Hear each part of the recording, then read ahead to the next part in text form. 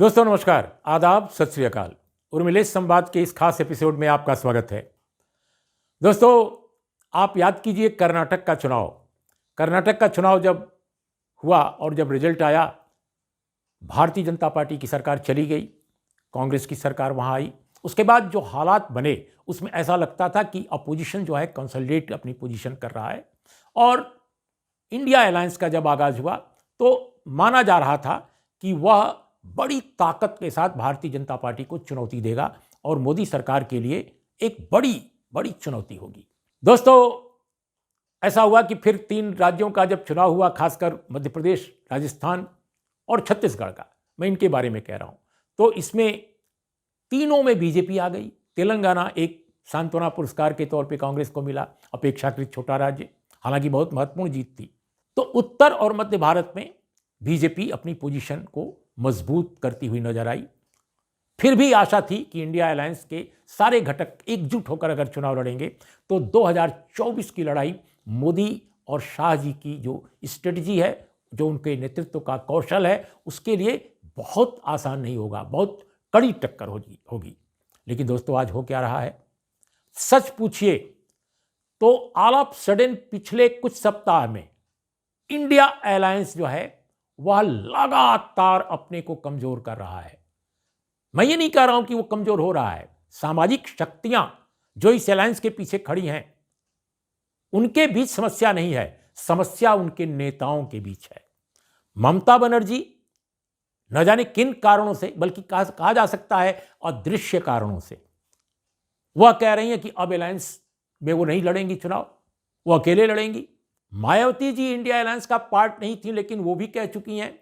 एक समय लग रहा था कि शायद वो इंडिया अलायंस में आ जाएं, कम से कम कांग्रेस यही चाहती थी। लेकिन अब वो पहले ऐलान कर चुकी हैं कि वो अकेले लड़ेंगी और कांग्रेस और बीजेपी को समान रूप से वो गलत मानती हैं या दोनों को बराबर का राजनीतिक रूप से शत्रु मानती हैं, दोनों को नापसंद करती हैं उसी तरह से। अब तीसरी बात जो आई दोस्तों, कि उत्तर प्रदेश में क्या अखिलेश यादव जी का कांग्रेस के साथ गठबंधन हो पाएगा, कुछ सीटों पर तालमेल हो पाएगा? इसका भी अभी तक कोई तस्वीर साफ नहीं उभर कर आई है। इसी बीच में बिहार, जो अब तक माना जा रहा था कि इंडिया अलायंस के लिए सबसे, हिंदी क्षेत्र में सबसे महत्वपूर्ण अगर गठबंधन कहीं भी है इंडिया अलायंस का, तो वो बिहार है। लेकिन वहां भी किला दरकता नजर आ रहा है। अब आज जो स्थिति है, पिछले 2-3 दिन के बयान अगर आप देखें नीतीश कुमार जी की पार्टी के प्रवक्ताओं के और स्वयं नीतीश कुमार जी के आज, तो उससे यह लगता है कि अगर बिहार में आरजेडी और जेडीयू यानी लालू प्रसाद यादव की पार्टी और नीतीश कुमार जी की पार्टी के बीच का अलायंस अगर 2024 के चुनाव तक या अगले विधानसभा के चुनाव तक टिका रहता है तो ये अद्भुत संयोग होगा। मेरे शब्दों पर कृपया ध्यान दें, यह अद्भुत संयोग होगा, चमत्कार से कम नहीं होगा कि इतना सब कुछ होने के बावजूद सरकार या गठबंधन आरजेडी और जेडीयू में वो बना रहता है और दोनों के रिश्ते कायम रहते हैं। ये चमत्कार ही कहलाएगा। क्यों? क्योंकि एक दूसरे पर अविश्वास की बहुत बड़ी परत जमा हो गई है। दोनों के रिश्तों में अविश्वास की ऐसी परत पहले कभी नहीं देखी गई। अभी कुछ ही सप्ताह पहले तक नीतीश कुमार जी की पार्टी और स्वयं नीतीश कुमार जी बीजेपी को लेकर बहुत क्रिटिकल थे, लेकिन इधर के बयान में नीतीश कुमार जी की पार्टी और नीतीश कुमार जी स्वयं बीजेपी के प्रति क्रिटिकल कहीं नजर नहीं आ रहे हैं। उन्होंने कल और आज भी माननीय प्रधानमंत्री और भारतीय जनता पार्टी की सरकार की प्रशंसा भी की है कर्पूरी ठाकुर को भारत रत्न दिए जाने के एवज में, और यह प्रशंसा वाजिब भी है। बिहार के एक महान सपूत ही नहीं, पूरे देश के एक महान जननायक, उत्पीड़ित समाजों के चितेरा और उन्नायक कर्पूरी ठाकुर को भारत रत्न की उपाधि मिली है। इसकी प्रशंसा की जानी चाहिए। ये अलग बात है कि 1988 के मार्च महीने से लेकर आज तक न जाने इस देश में कितनी सरकारें रहीं। स्वयं मोदी सरकार 10 साल से, तकरीबन 10 साल पूरे होने वाले हैं, उसने भी कभी कर्पूरी ठाकुर को भारत रत्न देने के बारे में नहीं सोचा, लेकिन इस बार मिल गया। भाई इलेक्शन भी है और बहुत सारे और भी संदर्भ हो सकते हैं। तो मेरा यह कहना है कि ऐसे में अभी एक कमेंट आया नीतीश कुमार जी का, उन्होंने कर्पूरी ठाकुर जी के बहुत सारे गुण थे, लेकिन उन्होंने उनके एक गुण का खास तौर पे जिक्र किया। उन्होंने कहा कि वो परिवारवाद से बहुत अलग थे, अपने परिवार के लोगों को राजनीति में जगह नहीं दी। उनके पुत्र रामनाथ ठाकुर जो जेडीयू में हैं और राज्यसभा में हैं, पार्टी के पदाधिकारी हैं, उनका उन्होंने जिक्र किया माननीय नीतीश कुमार जी ने, और कहा कि देखिए उनको भी अगर पद मिला तो उनके जाने के बाद, यानी कर्पूरी ठाकुर के जाने के बाद हम लोगों ने दिया। यानी लालू प्रसाद भी थे उस समय और नीतीश कुमार भी थे, सब लोग साथ थे। उन्होंने उस घटना का हवाला दिया, लेकिन बाद में यह भी कहा कि हमने भी, यानी अपने को, नीतीश कुमार जी ने भी स्वयं अपने परिवार के किसी व्यक्ति को राजनीति में नहीं लाया। और ये बात सही है, ये बात सही है। नीतीश कुमार ने अपने बेटे को या किसी को अपने घर से किसी को राजनीति में इंट्रोड्यूस नहीं किया।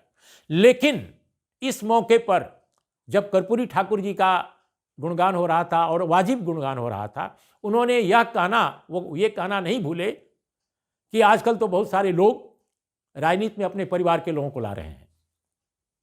जाहिर है ये कटाक्ष था, और जाहिर है ये भी कोई कह सकता है कि ये वाजिब कटाक्ष था, ये वाजिब आलोचना थी।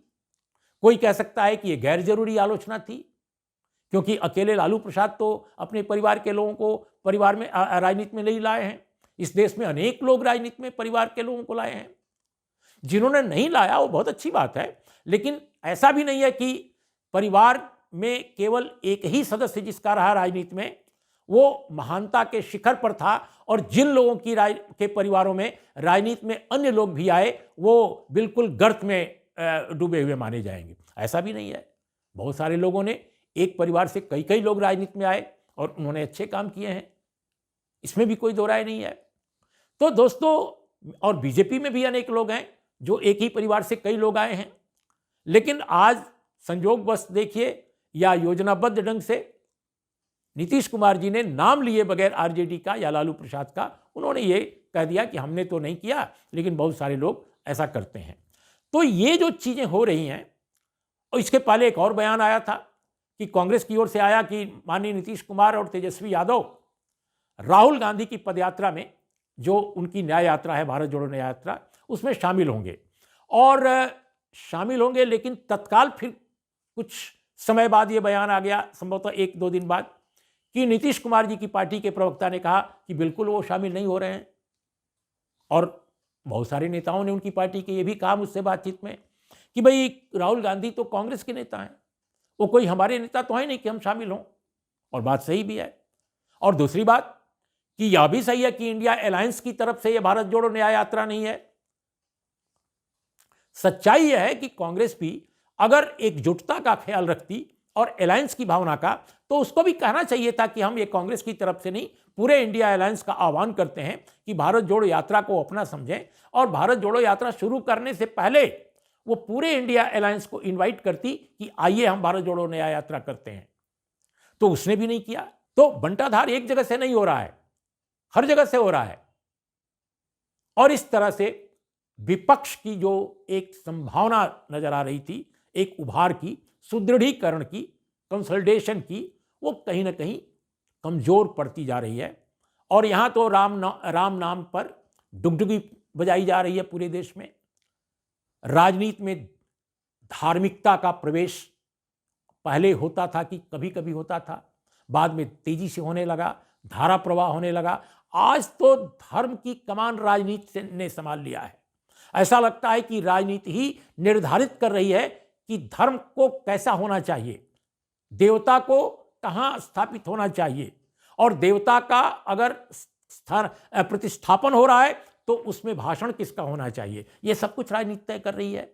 तो दोस्तों, आज की स्थिति में जब बीजेपी ने धर्म के उपयोग का या धर्म के प्रयोग का एक जबरदस्त हथकंडा पूरे उत्तर भारत में, हिंदी क्षेत्र में खास तौर पे एडॉप्ट कर रखा है, और इसके जरिए आम गरीब साधारण लोगों की मनोभावना का वो शोषण करते हुए आगे बढ़ रही है, राजनीतिक तौर पे मजबूत हो रही है, क्योंकि दूसरा काउंटर नैरेटिव नहीं आ रहा है लोगों का विपक्ष की तरफ से। तो ऐसे में मैं समझता हूं कि स्थितियां विपक्ष के लिए बहुत ही खराब होती जा रही हैं, और ऐसे दौर में विकल्प की जो संभावना एक नज़र आती थी, खासकर उत्तर और मध्य भारत में, वो कमज़ोर, बहुत धूमिल पड़ती नज़र आ रही है। तो दोस्तों, देखना है कि बिहार में क्या होता है और उत्तर भारत में पूरी तरह क्या होता है और किस तरह से 2024 के इलेक्शन में भारतीय जनता पार्टी बनाम इंडिया अलायंस की लड़ाई है, उसका क्या भविष्य होता है। तो आइए देखें अगले एपिसोड्स में हम इन पर भी बात करेंगे। नमस्कार, आदाब, सत श्री अकाल।